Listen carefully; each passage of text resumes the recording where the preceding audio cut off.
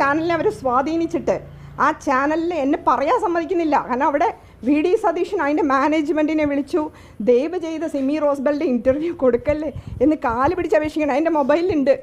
അദ്ദേഹം പണ്ട് അദ്ദേഹത്തിൻ്റെ സ്വന്തമായിട്ടൊരു സ്കൂട്ടർ പോലും ഉണ്ടായിരുന്നില്ല. അത് രമേശ്ജിയോട് ചോദിച്ചാൽ പറയും. ഒരു കൂട്ടുകാരൻ്റെ സെക്കൻഡ് ഹാൻഡ് സ്കൂട്ടർ സ്റ്റാർട്ട് ചെയ്തിട്ട് അദ്ദേഹം ഇവിടെ മണി ചെയിൻ തട്ടിപ്പിന് വേണ്ടി ഇറങ്ങി നടന്നൊരു കാലമുണ്ട്.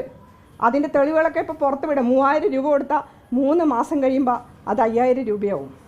ആ സ്കൂട്ടർ ചവിട്ടി സ്റ്റാർട്ടാക്കുന്ന വർക്ക്ഷോപ്പിൽ കൊടുക്കുമ്പോൾ പൈസ കൊടുക്കണമല്ലോ. ജോജോ മനക്കൽ എന്ന് പറഞ്ഞ എൻ്റെ യൂത്ത് കോൺഗ്രസിൻ്റെ ബ്ലോക്ക് സെക്രട്ടറി ഇന്ന് ജീവിച്ചിരിപ്പുണ്ട്. അതുകൊണ്ട് വന്ന വഴിയൊന്നും മറക്കല്ലേ പ്രിയപ്പെട്ട സതീശ, വന്ന വഴി മറക്കരുത്, അതും മറക്കരുത് സതീശ. പിന്നെ കേരളത്തിൻ്റെ മുഖ്യമന്ത്രിയും കേന്ദ്രമന്ത്രിയുമായ വർക്കിംഗ് കമ്മിറ്റി മെമ്പറായ AK ആൻ്റണിയുടെ കൈ അദ്ദേഹം തട്ടിമാറ്റും പ്രസ് കോൺഫറൻസിന്. കാരണം അദ്ദേഹം ഭാവി മുഖ്യമന്ത്രിയാണല്ലോ. UDF കൺവീനർ MM ഹസൻ്റെ കൈ അദ്ദേഹം പിടിച്ചു മാറ്റും.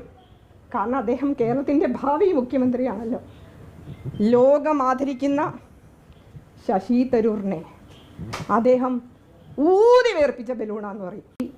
ഒരു പ്രതിപക്ഷ നേതൃത്വ സ്ഥാനത്ത് ഉണ്ടായിരുന്നൊരു വ്യക്തിയെ വെറും 4 MLA-മാരുടെ പിന്തുണയോടുകൂടി ആട്ടിമറിച്ച് പിറകിൽ നിന്നും മുന്നിൽ നിന്നും കുത്തി മലർത്തി നിലം പരിശാക്കി ആ സ്ഥാനം, ഗുരുവിൻ്റെ സ്ഥാനം, ജ്യേഷ്ഠൻ്റെ സ്ഥാനം, അത് കൈയടക്കിയത് അതെങ്ങനെയാണെന്ന് ഈ നാട്ടിലെ ഓരോ കോൺഗ്രസ്സുകാർക്കും അറിയാം.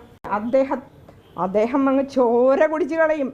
അത്രയ്ക്ക് ഭീകരമാണ് അദ്ദേഹത്തിൻ്റെ പ്രതികാരദാഹമായിരുന്നു. 14 മാസത്തെ ഉമ്മൻചാണ്ടി സാറിൻ്റെ ഭരണത്തെ അതിരൂക്ഷമായി വിമർശിച്ച് ഇതുപോലെ കൊള്ളക്കാരുടെ അഴിമതിക്കാരുടെ ഭരണം, ഇതുപോലൊരു മുഖ്യമന്ത്രി ഉണ്ടായിട്ടില്ല എന്ന് പറഞ്ഞ് ഉമ്മൻചാണ്ടി സാറിനെ ചാവിട്ടി അരച്ച് പത്രമാധ്യമങ്ങളിലൂടെ കരിവാരി തേച്ച് മഹത് വ്യക്തിയാണ്.